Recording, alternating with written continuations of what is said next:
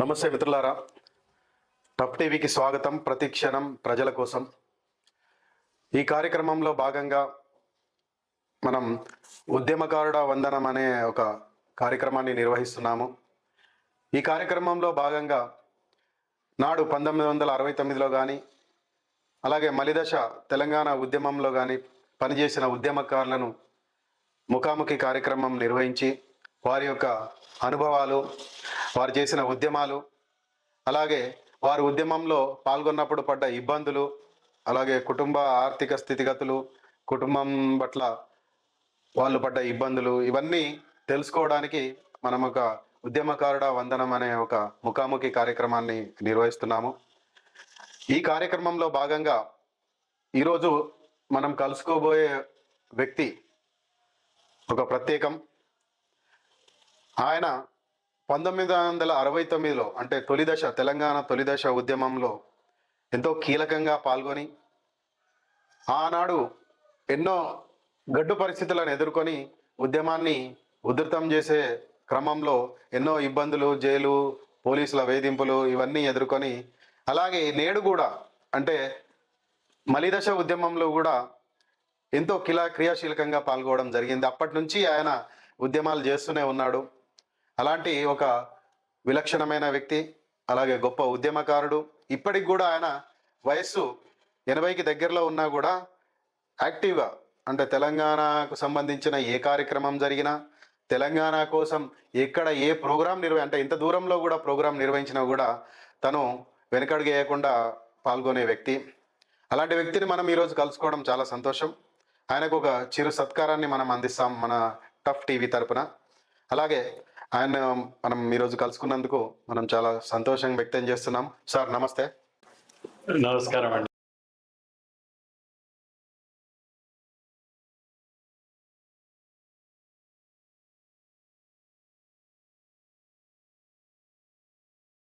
మీరు ఇప్పటికి 70 క్రాస్ అయింది మీ వయసు.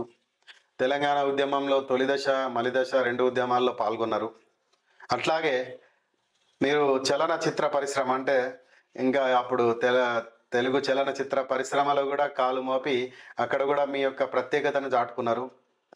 ఇవన్నీ మనం తెలుసుకోబోయే ముందు అంటే మీ అనుభవాలు, మీ ఇబ్బందులు, మీ కుటుంబ ఆర్థిక స్థితిగతులు, ఆ సమయంలో మీరు పడ్డ కష్టాలు, నష్టాలు, బాధలు, ఇవన్నీ మనం తెలుసుకోబోయే ముందు మీ గురించి అంటే మీరు ఎక్కడ పుట్టారు, మీ తల్లిదండ్రులు, అలాగే మీ స్వాగతం గురించి మాకు వివరించండి.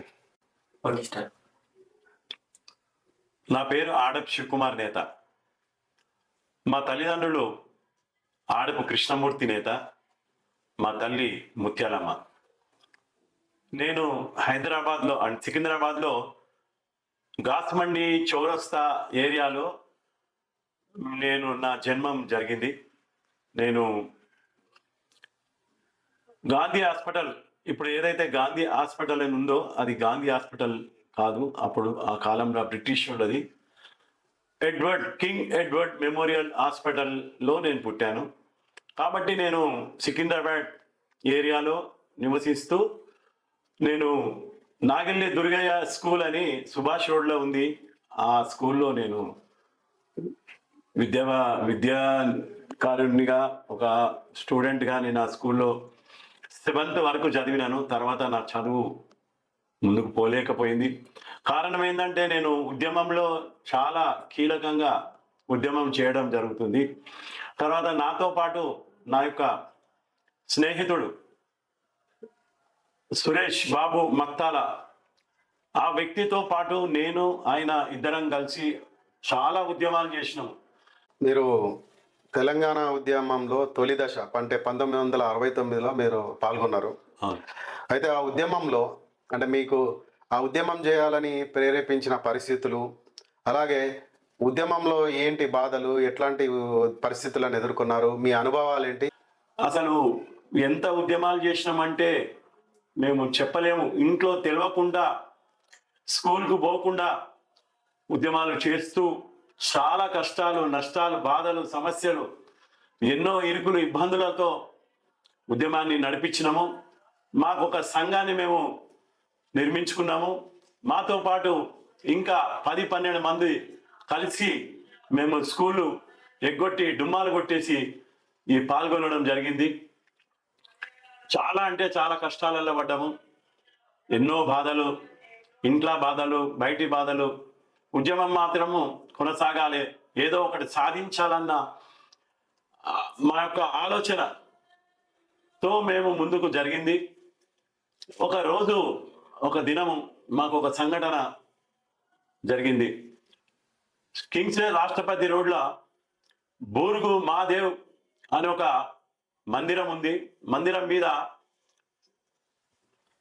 స్కూలు బడి ఉంది. బడి అంటే అప్పుడు ఆ కాలంలో వీధి బడి అనేది, ఆ బడిలో మేము రాత్రి 7:30-8 గంటలకు ఒక మీటింగ్ జరిపించినాము.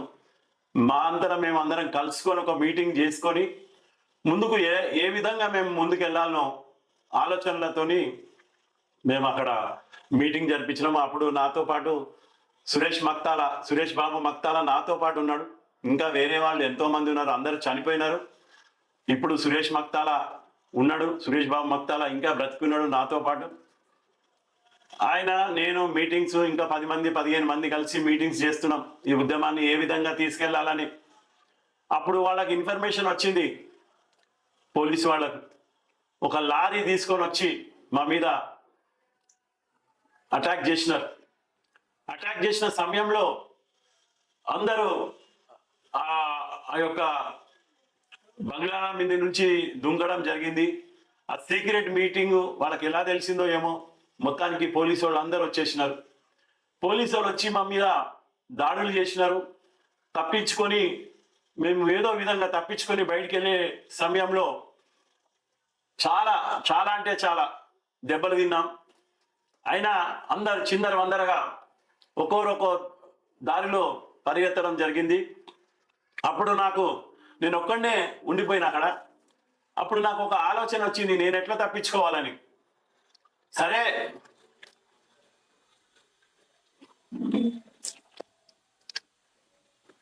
ఉంటానో లేదో అనుకొని దేవా, ఈ ఉద్యమాన్ని నేను చనిపోయినా కూడా ఈ ఉద్యమం ఆగొద్దు అన్న ఉద్దేశంతో బయటకు వచ్చి అక్కడ ఒక దర్గా ఉండే, ముస్లిం దర్గా. ఆ ముస్లిం దర్గాలో చాలా చిన్న దీపం ఉంటుంది.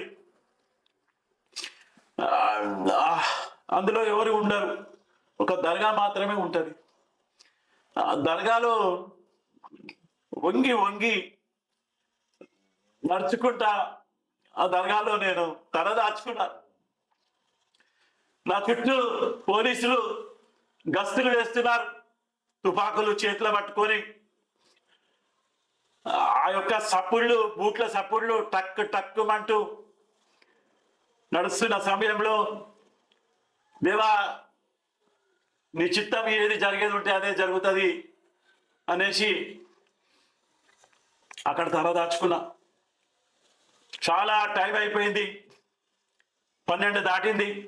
రాత్రి దాటిన తర్వాత ఆ చప్పుళ్ళు తగ్గిపోయినాయి, ఆ మనుషులు తిరగడము, ఆ గస్తు ఆగిపోయింది. మరి అప్పుడు నేను వంగి కిందికెళ్ళి ఆ రోడ్డు మీద పాకుకుంటా పక్కకు ఒక దారి, బస్తీ దారి ఉంది. ఆ బస్తీ దారిలో నుంచి ముందుకెళ్ళి చాలా దూరం నడిచిన తర్వాత నా ఇంటికి చేరుకున్నాను. నాకు తెలియదు, నా కాలుకు దెబ్బ తగిలింది. ఆ పోలీస్ అతను ఆ గన్ ముంగట ఉన్న చాకుతోని పొడిచినాడు. ఇప్పటికీ ఆ మరక ఉంది నాకు కాలు మీద, రక్తం కారుతుంది. అది నేను చూసుకోలేదు. నేను ఎలా తప్పించుకోవాలన్న ఆలోచన తప్ప వేరే ఆలోచన లేకుండే. అయినా నేను తప్పించుకొని వెళ్ళిపోయిన తర్వాత ఒక బట్ట అక్కడ కనబడింది, ఒక చిన్న ముక్క. దాన్ని కట్టుకొని గోడ దుంకి ఇంట్లోకి వెళ్ళిపోయి పడుకున్నాను. ఈ సంఘటన జీవితంలో నేను ఎప్పుడు మర్చిపోలేను. ఇంకొక సంఘటన కూడా జరిగింది ఇదే ఉద్యమంలో. ఒకరోజు మా వెనకాల నా వెనకాల సురేష్ అన్న వెనకాల వాళ్ళందరూ మా మీద చాలా విధంగా మమ్మల్ని బాధ పెడుతూ, రాళ్లతోని ఇసురుతూ, గన్నులతోని తుపాకులు పేలుతూ, ఆ సమయంలో మేము ఎలాగా మేము ఈ బచాయించుకోవాలి ప్రాణాలని సురేష్ అన్న ఒక ఇంటి మీదకి ఎక్కిండు. నాకు ఇంకా ఎట్లా ఎక్కాలో అర్థమైతలేదు, ఎక్కడ పోవాలో. అయితే ఆ రోజు నాకు ఒకటి జ్ఞాపకం వచ్చింది. ఈ మూత్రశాలల మీద ఒక హౌజులు ఉంటాయి. ఆ హౌజులకు పక్కకు పైపును పట్టుకొని ఆ హౌజు లోపలికి వెళ్ళిపోయినాను. హౌజు మీదకి వెళ్ళిపోయి మీద మూత తెరిచి ఉండే ఆ హౌజు లోపల కూర్చొని 4 గంటల సేపు అందులో నీళ్లు లేవు. ఆ హౌజులోనే ఉండి మళ్ళా ఈ లొల్లి ఈ చప్పుళ్ళు తగ్గినాక మెల్లిగా దిగితే 4 గంటల సమయంలో మబ్బుల 4 గంటల సమయంలో దిగి ఇలా చెప్పుకుంటూ పోతే ఎన్నో ఉన్నాయి. ఎన్నో కష్టాలు పడ్డాము, ఎన్నో ఉద్యమాలు చేసినాము, ఎన్ని బాధలు పడ్డామో ఆ భగవంతునికి తెలుసు. ఒక దినం మమ్మల్ని అరెస్ట్ చేసినారు. మాంకాళి పోలీస్ స్టేషన్లో వేసినారు. మాంకాళి పోలీస్ స్టేషన్లో నేను 10:30-11 గంటల సమయంలో మమ్మల్ని పట్టుకొని మేము స్లోగన్ చెప్పుకుంటూ సుభాష్ రోడ్ మీదకి వెళ్ళి బయలుదేరుతుంటే దొరికిన వాళ్ళందరినీ తీసుకెళ్ళి వెళ్ళిపోయారు. అప్పుడు మేము చెడ్డీలు వేసుకుంటున్నాం. మమ్మల్ని పట్టుకొని తీసుకుపోయి మమ్మల్ని లాకప్లు వేసినారు. లాకప్లు వేసి కట్టెలతో కొట్టినారు ఈపుల మీద. తర్వాత వాళ్ళు ఏం చేసిందంటే ఇది చెప్పుకోలేము, మేము మా కష్టాలు చెప్పుకోలేము. అక్కడ పోలీసులు మమ్మల్ని ఉచ్చలోపించి మా ఉచ్చ మాకే తాగిపించిన. మా ఉచ్చ కొట్టుకుంటా అరాయి ఉచ్చమైనా ఇది నువ్వు తాగాలని చాలా బాధ పెట్టిన. అయినా మేము దానికి కూడా లొంగిపోయి ఎలాగైనా బయటపడాలి అనే ఆలోచనతో చాలా బాధలు పడ్డాం. అందులో ఒక అబ్బాయి నాకు బాత్రూమ్ వస్తుంది, నేను బయటికి వెళ్తానని బయటికి వెళ్ళినప్పుడు మేము మెల్లిగా అదే విధంగా పోలీస్ స్టేషన్ల నుంచి లాకప్ల నుంచి బయటికి వస్తే ఆ గోడ కొద్దిగా చిన్నగా ఉంది. ఒకరి మీద ఒకడు ఎక్కి గోడ దాటి పారిపోవడానికి ప్రయత్నం చేస్తే మా కాళ్ళల్లో కట్టెలు విసినారు. పడుతూ లేస్తూ పారిపోయినా. మా బాధలు ఏమి చెప్పుకోవాలో అర్థం కాదు. ఇన్ని కష్టాలు పడ్డు మాకు ఏది చిన్నది, మాకు అంత జ్ఞానాలు లేవు. అయినా ఒకటే ఉద్దేశం, తెలంగాణ మనది, తెలంగాణ తెచ్చుకోవాలన్న ఆలోచన తప్ప వేరే ఆలోచన లేకుండే వాళ్ళు. ఆ విధంగా పోరాడుతూ జీవితాన్ని గడుపుతున్నారు. మరి ఇప్పుడు మీరు తెలంగాణ తొలి దశ ఉద్యమంలో పాల్గొన్న తర్వాత కొన్ని పరిస్థితుల వల్ల అక్కడి నుంచి ఉద్యమం ఆగిపోవడం జరిగింది. ఆ తర్వాత మీరు తెలుగు చలనచిత్ర పరిశ్రమలో కూడా పనిచేయడం జరిగింది. అప్పుడు అంటే మీకున్న ప్యాషన్ వల్లనో, మీకున్న అభిరుచి వల్లనో, మీకున్న ఇంట్రెస్ట్ వల్ల తెలుగు చలనచిత్ర పరిశ్రమలో ఒక టెక్నీషియన్ గానో లేకపోతే ఒక యాక్టర్ గానో యాక్టర్గా ఎదగాలని చెప్పి మీరు వెళ్ళారు చలనచిత్ర పరిశ్రమలో. అయితే ఈ చలనచిత్ర పరిశ్రమ అనేది ప్యూర్లీ అంటే మెయిన్లీ ఆంధ్రాకు చెందిన వ్యక్తులు కానీ, ఆంధ్రాకు చెందిన పెద్ద పెద్ద నిర్మాతలు కానీ ప్రభావితం చేస్తున్న పరిశ్రమ అప్పుడు ఇప్పుడు. అయితే అప్పుడు మీరు ఎలా ప్రవేశం జరిగింది చలనచిత్ర పరిశ్రమల్లో? ఉద్యమం తర్వాత మీ ప్రస్థానం ఏంది? అలాగే మీరు ఆ క్రమంలో అక్కడ పరిశ్రమలో ఎదుర్కొన్న ఇబ్బందులు ఏంటి చెప్పండి. తర్వాత ఉద్యమము కొన్ని రోజుల తర్వాత అది ఆగిపోవడం జరిగింది. అంటే పరిస్థితులు సరిగ్గా లేక తల్లిదండ్రులు వాళ్ళ పిల్లలను వాళ్ళు క్రమశిక్షణను మళ్ళా తీసుకొని నడిపించడము, తర్వాత వాళ్ళ మీద ఒక బాధ్యత పెట్టడంతో మేమందరం మళ్ళీ ఆ ఉద్యమాన్ని ఆపిపేయడం జరిగింది. తర్వాత నా వృత్తి నేను చేసుకోవడం, నేను ఒక వృత్తిలో వెళ్ళాలని ఆలోచనతోని నేను ఒక వృత్తి ఎన్నుకున్నాను. ఫస్ట్ ఏంటంటే యాక్చువల్గా ఒక టైలరింగ్ వర్క్ నేర్చుకొని ఆ, నా జీవనాన్ని, ఎందుకంటే నేను 7th తర్వాత మా అమ్మ ఒత్తిడితోని 10th వరకు చదివిన. 10th వరకు చదివిన తర్వాత ఆ సర్టిఫికెట్తోని ఏదైనా గవర్నమెంట్ కానీ ఇంకెక్కడైనా జాబుల గురించి ప్రయత్నం చేస్తే ఎక్కడైనా నాకు జాబ్ దొరకలేదు. కారణం ఒకటే, నువ్వు తెలంగాణ వ్యక్తివి, తెలంగాణోడవు, నువ్వు ఉద్యమకారుడవు అన్నట్టు ఒక ముద్రతోని నాకు వర్క్ దొరకలేదు. ఇక్కడ కేసులు ఇవన్నీ ఉన్నాయని నాకు ఎక్కడ పని దొరకలేదు. పని దొరకనప్పుడు నేను ఏం చేయాలనే ఆలోచనతోని ఒక స్నేహితుని నాకు ఒక మాట నాకు చెప్పినాడు. అదే దీనికి కంటే చేతి పని నేర్చుకోవడం మంచిదని చెప్పినాడు. కాబట్టి నేను చేతి పనిలా అంటే ఏదో ఒకటి ఎన్నుకున్నా. ఎప్పుడు ఎల్లకాలం జరిగేది ఏదైతే ఉంటుందో అది ఎన్నుకోవాలనే ఆలోచనతోని అదే టైలరింగ్ పని, దర్జీ పని నేర్చుకోవడం బాగుంటుంది, ఎప్పుడు ప్రతి మానవునికి అవసరత ఉంటుందన్న ఆలోచనతోని నేను టైలరింగ్ నేర్చుకొని టైలరింగ్గా కొనసాగుతున్నాను.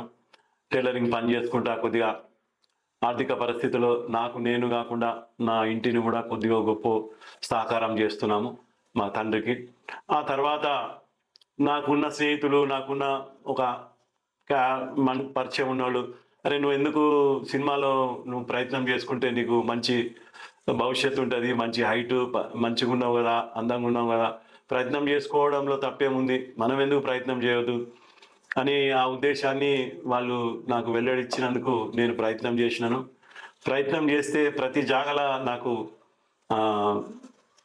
విమర్శనాలు, తర్వాత అవమానాలు, తర్వాత హేళన, ఇలాంటివన్నీ జరిగినాయి. అంతకుముందే సరే సినిమా వద్దు, సినిమా ఫుల్ అని తర్వాత మళ్ళీ నాటకాలు, డ్రామాల్లో, టీవీలో నాటకాలు వేసినాను. టీవీలో రాణించుకున్నాను. ఒక 10-12 నాటకాలు వేసినాను. తర్వాత అక్కడి నుంచి ఎవరో ఒకరు, ఒక ప్రొడ్యూసర్ చూసి నన్ను పిలిచినాడు. నువ్వు మా సినిమా తీస్తున్నాం మేము, నువ్వు సినిమాలో యాక్ట్ చేయి, నో రిమెండేషన్ ఉండదు, ఖాళీ నువ్వు నీ నటన చూపెట్టు, తర్వాత నెక్స్ట్ పిక్చర్లో నీకు రిమెండేషన్ ఉంటుంది, ఇప్పుడైతే మేము ఏమి ఇవ్వలేము, నీ సొంత కాస్ట్యూమ్స్తోని నీ అది ట్రాన్స్పోర్ట్తోని నువ్వు రాగలిగితే ఈ సినిమా ఉంది, అందులో నీకు త్రూ అవుట్ క్యారెక్టర్ ఉంటుంది అనేసి నాకు చెప్పినప్పుడు నేను ఒప్పుకొని నాకు ఇటువంటి అవకాశం దొరికింది కదా అన్న సంతోషంతో నేను ఆ సినిమాలో యాక్ట్ చేసినాను. త్రూ అవుట్ క్యారెక్టర్ విలన్గా చేసినాను. దాని సినిమా పేరు పసుపు కుంకుమ. అతని ప్రొడ్యూసర్ పేరు బండి కృష్ణారావు. అంతకుముందే 2-3 సినిమాలు తీసిండు ఆయన. ఆ సినిమాలలో నేను మొత్తం త్రూ అవుట్ క్యారెక్టర్గా సినిమా చేసిన. సినిమా షూటింగ్ అయిపోయింది. సినిమా అంతా అయిపోయిన తర్వాత షార్ది స్టూడియోలోకి వచ్చింది, రికార్డింగు, ఎడిటింగు, మళ్ళీ తన సౌండ్ సిస్టమ్ చేయడానికి వచ్చిన. అప్పుడు ఆ టైంలో మరి అక్కడ కొంతమంది మన ప్రక్క ప్రాంతంలో ఉన్న వ్యక్తులందరూ నా యొక్క షూటింగ్ ఆ రష్ చూసి వాళ్ళు, వీడు ఎలాగో పైకి వస్తాడు, వీడు ఇక్కడోడు వీడు అనేసి నన్ను రానియకుండా, ఆ సినిమా రిలీజ్ కాకుండా దాన్ని ఆపివేసి ఆ సినిమా రిలీజ్ కాలేదు. దాని మీద అప్పులు తెచ్చుకున్నారు ప్రొడ్యూసర్స్, డైరెక్టర్స్, చాలా కష్టపడ్డారు. ఆ బాధలతోని వాళ్ళు హార్ట్ అటాక్లో చనిపోయినారు. ఆ సినిమా ఆగిపోయింది, నా క్యారెక్టర్ అక్కడికి ఆగిపోయింది. సరే సినిమా ఆగిపోయింది, సినిమాల్లో నాకు ఛాన్స్ లేదేమో, నా రాతన లేదేమో అని ఆలోచన చేసుకొని కనీసం నేను ఒక కాస్ట్యూమ్ డిజైనర్గా నేను పనిచేయాలన్న ఉద్దేశంతో టెక్నీషియన్గా పోవాలని టెక్నీషియన్గా ప్రయత్నాలు చేసినాను. చాలా కష్టాలతోని టెక్నీషియన్గా నాకు ఒక 3 సినిమాలు దొరికినాయి ఛాన్సెస్. ఆ సినిమాలు చేసేటప్పుడు అక్కడ ఉన్న వ్యక్తులు నన్ను చాలా విమర్శించారు. మీరు ఏందిరా, మీ తెలంగాణలో మీకు బుద్ధి లేదు, మీకు జ్ఞానం ఉండదు, మీరు లేజీ ఫెలోస్, మీరు పని చేయరు సరిగా అని ఎన్ని బాధలు పెట్టినా నా వృత్తిని నేను ధర్మంగా పాటిస్తూ అందులో పనిచేసినాను. నాకు ఆ సినిమాల్లో పేరు వేయలేదు, పేరు రాలేదు. నాకు చాలా బాధపడ్డా, రాత్రి పగలు కష్టపడ్డా, అయినా కానీ నాకు పేరు రాలేకపోయింది. ఇప్పుడు మీరు సినిమా పరిశ్రమలో యాక్టర్గా చేసిర్రు, అట్లనే తర్వాత కాస్ట్యూమ్ డిజైనర్గా కూడా చేసిరా అని చెప్తారు. అయితే ఈ సందర్భంలో మీరు చాలా వివక్షతను ఎదుర్కొన్నారు. ఉం. అంటే పర్టికులర్గా ఏంటి మీరు ఎదుర్కొన్న ఇబ్బందులు ఏంటి అక్కడ ఈ యాక్టర్గా పనిచేసే సమయంలో, అలాగే ఈ కాస్ట్యూమ్ డిజైనర్గా చేసే సమయంలో? అది కొంచెం క్లుప్తంగా చెప్పండి, వివరంగా. సినిమాలల్లో ప్రయత్నాలు చేసుకుంటూ సినిమాలు యాక్ట్ చేసుకుందామని నేను వెళ్ళి సినిమాలు ప్రయత్నం చేసిన. సినిమాలో ఎంత కష్టపడ్డా, నేను ఎన్నో సినిమాలలో చిన్న వేషమైనా పెద్ద వేషమైనా ఏదో ఒకటి, ఒక ఛాన్స్ ఉంది అని చేసుకునే టైంలో ఎవరు చూడు విమర్శించడం, నువ్వు బాగా చేయలేదు, నువ్వు ముందు పోలేదు, నీతో కాదు, మీరు తెలంగాణ వాళ్ళు, మీకు ఎటువంటిది కూడా ప్రాముఖ్యత దొరకదు అనేసి మమ్మల్ని చాలాసార్లు విమర్శించడం, చాలాసార్లు బాధ పెట్టడం. భోజనం చేయాలంటే కూడా మాకు భోజనం చేయబుద్ధి కాకపోయేది. అక్కడ లైన్లో భోజనం పెట్టేవాళ్ళు, అయినా మేము తప్పదు, ఎందుకంటే చాలా దూరం అన్నమాట. ఆ స్టూడియోస్ చాలా దూరం ఉన్నాయి కాబట్టి తినక తప్పదని ఆ మాటలు పడుతూ తిన్నాము. మేము ఎంత చేసినా, ఎన్ని కష్టాలు పడి, ఎన్ని బాధలు పడి, ఎన్ని శాయశక్తులా మా ప్రయత్నాలు చేసినా మమ్మలను ఎక్కడో ఒక చోట తిరస్కరించడం, అవమానపరచడం, టోటల్గా మమ్మలను డిప్రెషన్లో తీసుకొచ్చి మేము అక్కడి నుంచి పారిపోవాలన్న సమయాన్ని వాళ్ళు చేసి మమ్మలను చాలా బాధ పెట్టినారు. అయినా మేము నిలదొక్కుకోవాలని, అసలు ఏంది ఈ రంగం, ఏంది చూడాలా, దీని గురించి తెలుసుకోవాలా అని చాలా కష్టపడ్డాం. అయినా నన్ను రానియలేదు. అక్కడి నుంచి ఇంకా సరే కనీసం టెక్నీషియన్గానన్నా పోదాం.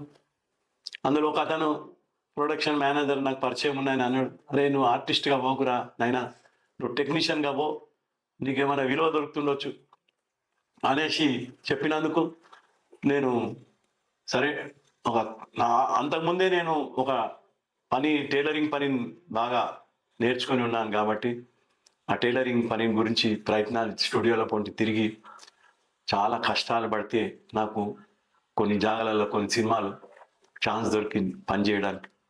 సరే పని చేద్దామని పనికి పోయినా నాతో పాటు ఒక ఇద్దరు, నా టీంలో నా ఇద్దరు వర్కర్స్ని తీసుకొని, వాళ్ళు ఇక్కడ తెలంగాణ వాళ్ళే, మేము అందరం కలిసి పని చేస్తున్నాం, డే నైట్ పని చేస్తున్నాం. పని చేసిన తర్వాత వాళ్ళకు ఒక అసిస్టెంట్ ఉంటాడు. ఆ అసిస్టెంట్ ఏంటంటే ఆడు చెప్పిందే నడుస్తుంది. ఆ హీరోకు కానీ ఇంకెవరికైనా కానీ ఆడు ఏది చెప్తే అదే వింటారు, మన మాట వింటారు. మనం ఎంత మంచిగా తయారు చేసి మంచి ఫిట్టింగ్లు ఇచ్చినా కానీ, సార్ బాగలేదు సార్, మంచి కుట్టలే, వీళ్ళకు కుట్టడం రాదు సార్, మన వాళ్ళే బాగా కుడతారు సార్, మన వాళ్ళే కరెక్ట్ సీన్ ప్రకారంగా వాళ్ళు తయారు చేస్తారు డిజైనింగ్, చూడండి నాకేం నచ్చలేదు సార్, మీ ఇష్టం, మీరు వేసుకోండి, ప్రస్తుతం మళ్ళీ ఒక డ్రెస్ కుట్టించుకోండి, ఇది బాగాలేదు సార్, ఈ షార్ట్కు పనికిరాదు సార్ అని ఇలాంటి విమర్శలు. అప్పుడు ఆయన కోపంలా ఆ హీరో గారు, ఎవరైనా కాస్ట్యూమ్ డిజైనరు కరా, ఏంటి సరిగ్గా లేదు ఇది, ఏం కుట్టినావు నువ్వు, ఏం పని చేస్తున్నావు, అంతేనా, మీరు పని చేయరు, మీరు పనికి రారు, మీరు తెలంగాణ వాళ్ళు, మీకు పని రాదు, ఎట్లొచ్చిందా, ఎవరా నేను తీసుకొచ్చింది, ఎవరు తీసుకొచ్చిండు, ఎవరు తరపుకెళ్ళి వచ్చినాను, ఏంటి అసలు నేను ఎవరు ఎంట్రీ చేసింది నేను అనేసి ఎంతో బాధ, ఆ బాధ చెప్పుకోలేము మేము.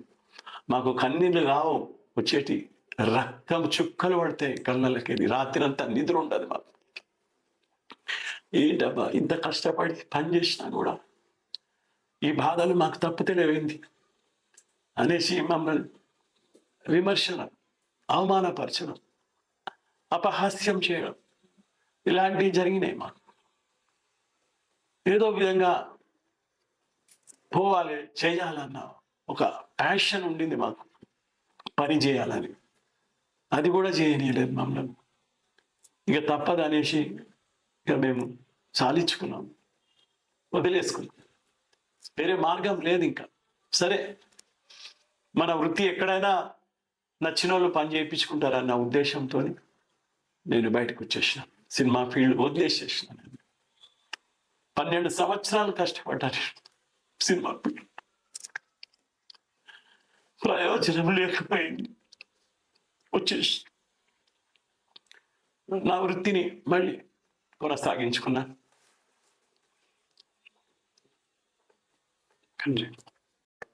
మీరు యాక్చువల్గా మీరున్న ప్రతిభకు అంటే మీ నాటకాలల్లో లేకపోతే మీరున్న స్టేజ్ పర్ఫార్మెన్స్ ద్వారా TV. మీకున్న టీవీ స్టేజ్ పర్ఫార్మెన్స్ ద్వారా మీకున్న ప్రతిభకు మీరు ఎక్కడో ఉండాల్సింది, ఈరోజు టాప్ రేంజ్లో ఉండాల్సిన యాక్టర్ మీరు.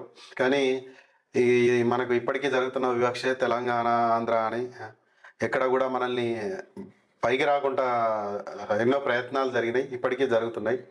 అయితే ఇప్పుడు మీ సినిమా ప్రస్థానం తర్వాత మీరు ఇప్పుడు చేస్తున్నది ఏంటి, అంటే మీ వృత్తి ఏంది, ఏం చేస్తారు? అలాగే మీ కుటుంబంలో అంటే మీ కుటుంబ ఆర్థిక స్థితిగతులు, అలాగే ఈ తెలంగాణ మలిదశ ఉద్యమంలో మీరు పాల్గొన్నారు, ఏమేం ఎలా ఉద్యమాలు చేశారు ఏంటి అనేది మాకు వివరించండి.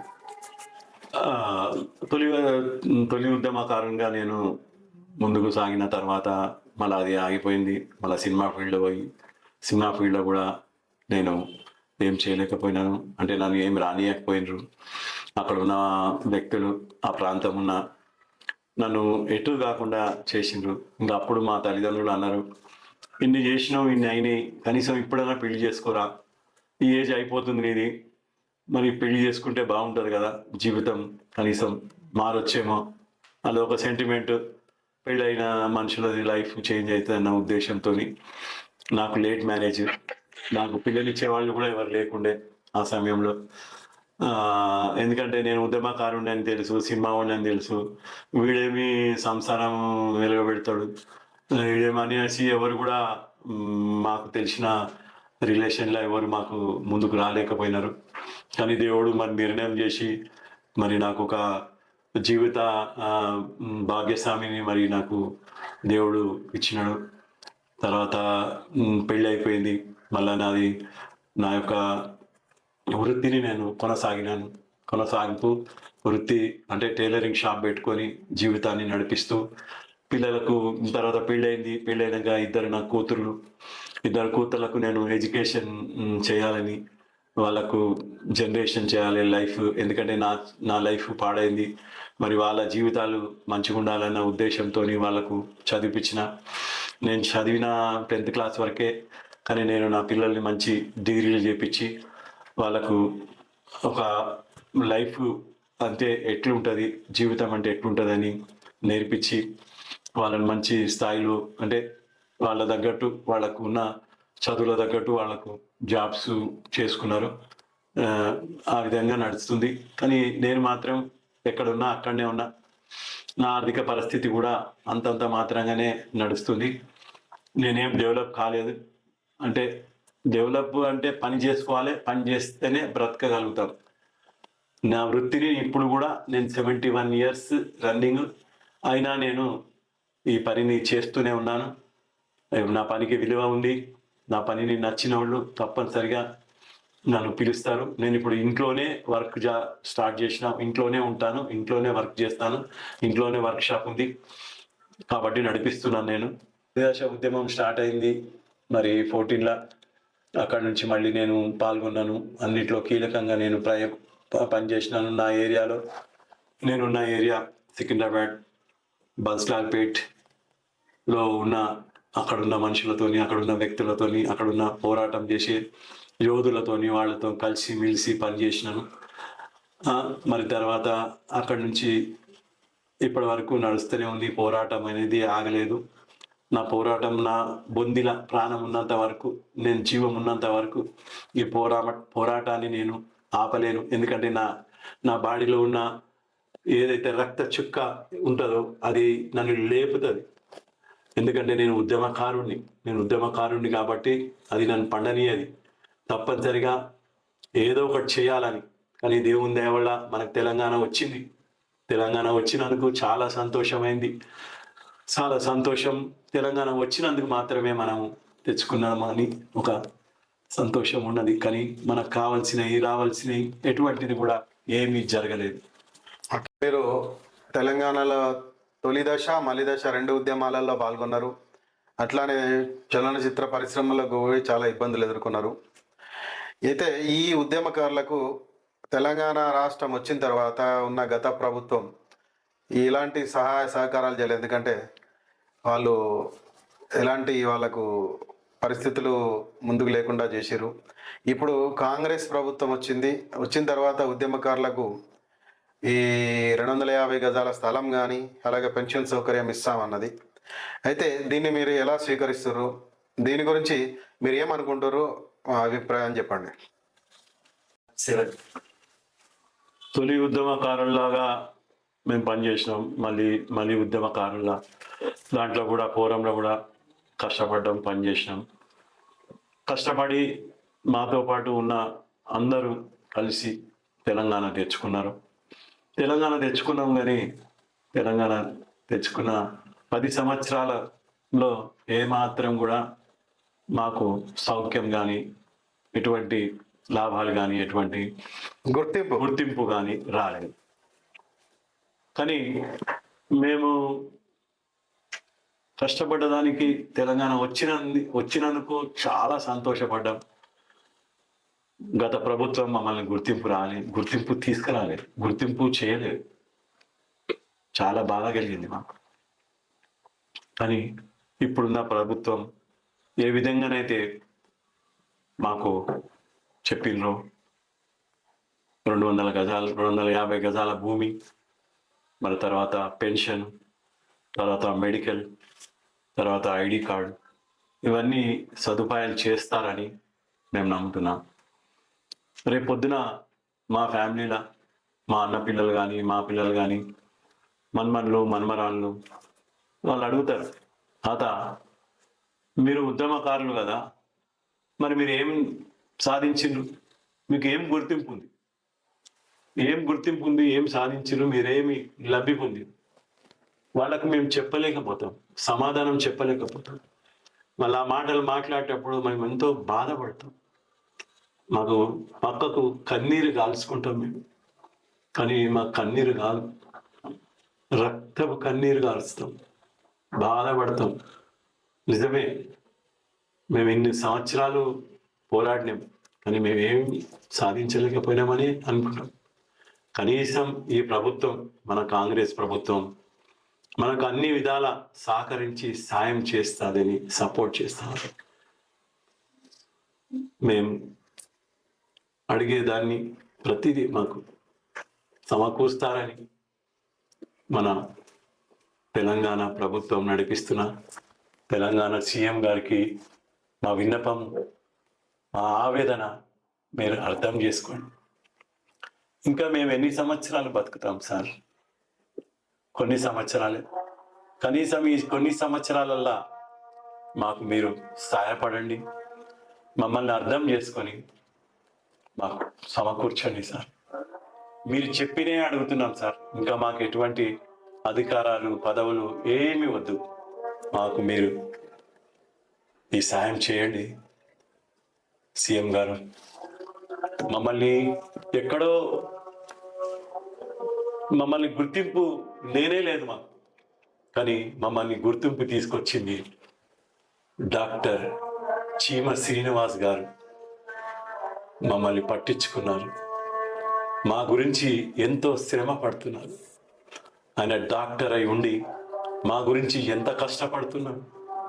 అసలు మేము ఎన్నో మూలాల ఉన్న వాళ్ళను మా మీద నీళ్లు చల్లి లేపి మమ్మల్ని ఉద్యమంలో తీసుకొని నడిపిస్తున్నాడు, ఉద్యమాన్ని నడిపిస్తున్నాడు. ఆయన కుటుంబానికి, ఆయన కుటుంబ సభ్యులకు అందరికీ పేరున తండ్రి వందనాలు దేవా. ఆయనను చల్లగా చూడమని మేము ప్రార్థిస్తున్నాం తండ్రి. ఆయన మమ్మల్ని, మా గురించి, మా కుటుంబాల గురించి ప్రాధేయపడుతున్నాడు. ఉద్యమకారులను గుర్తింపుని తీసుకొచ్చింది ఆయన. అసలు మేము ఎక్కడ పోయినామో, అసలు మేము ఉన్నామా లేమా అన్న సమయంలో మళ్ళీ మమ్మల్ని లేవనెత్తిండు. మా చైర్మన్ గారికి ఎల్లకాలం దేవుడు కృపను చూపెట్టాలి, వారి కుటుంబస్తులందరూ క్షేమంగా ఉండాలని దేవునికి ప్రార్థన చేస్తున్నాం. సార్ ఎప్పుడు ఎల్లకాలం సంతోషంగా ప్రతిసారి మాట్లాడేటప్పుడు ప్రేమ భావకంతో మాట్లాడి మమ్మల్ని సమకూర్చినాడు. చైర్మన్ గారు ఎల్లకాలం మంచిగా ఉండాలని, భగవంతుని దీవించాలని మేము ప్రాధేయపడుతున్నాం. జై తెలంగాణ, జై జై తెలంగాణ. ఓకే మిత్రులారా, మనం ఉద్యమకారుడ వందనం ముఖాముఖి కార్యక్రమంలో ఆడెప్ శివకుమార్ నేత గారి అనుభవాలు అన్నీ మనం వినడం జరిగింది. అయితే మీ అందరికి కూడా, అంటే ఎవరైతే ఉద్యమంలో పాల్గొన్నారో, ఉద్యమంలో తమ ఆర్థిక స్థితిగతులను, కుటుంబ పరిస్థితులను సైతం పక్కకు పెట్టి తెలంగాణ రాష్ట్ర సాధనే ముఖ్యంగా ముందుకు సాగిన ఉద్యమకారులందరికీ మా యొక్క విన్నపం ఏంటంటే, ఈ యొక్క ముఖాముఖి కార్యక్రమము నిర్విరామంగా ముందుకు సాగుద్ది. దీన్ని మేము ప్రతి ఒక్క ఉద్యమకారుడి చరిత్ర నిక్షిప్తం చేసేలా ముందు ముఖాముఖి కార్యక్రమాలు నిర్వహిస్తున్నాము. ఎవరికైనా ఈ ఇంటర్వ్యూలో పాల్గొనాలని ఉంటే ఈ కింద స్క్రోల్ అవుతున్న నెంబర్కి మీరు కాల్ చేయొచ్చు, ఎప్పుడైనా సంప్రదించవచ్చు. వాళ్ళకు మేము టైం ఇచ్చి ఈ టైం ప్రకారం ఇక్కడ మన స్టూడియోలో ఇంటర్వ్యూ కార్యక్రమం నిర్వహిస్తాము. ఇదేంటంటే భావితరాలకు ఉద్యమకారుడిగా, తెలంగాణ ఉద్యమకారుడిగా గుర్తింపు రావాలి. అలాగే వాళ్ళ కుటుంబ సభ్యులు కానీ, రాబోయే వాళ్ళ కుటుంబ మనమలు, మనమరాళ్ళు, ఇంకా వాళ్ళ తరాలు మా యొక్క తాతనో లేకపోతే మా ముత్తాతనో ఉద్యమకారుడు అని వాళ్ళు తెలుసుకోవాలి, వాళ్ళు గర్వపడాలి అనే విధంగా ఈ ముఖాముఖి కార్యక్రమాన్ని మేము నిర్వహిస్తున్నాము. మీరు తప్పకుండా ఈ కార్యక్రమంలో పాల్గొనవచ్చు. ఈ కింద నెంబర్కు మీరు కాల్ చేయొచ్చు. ధన్యవాదాలు.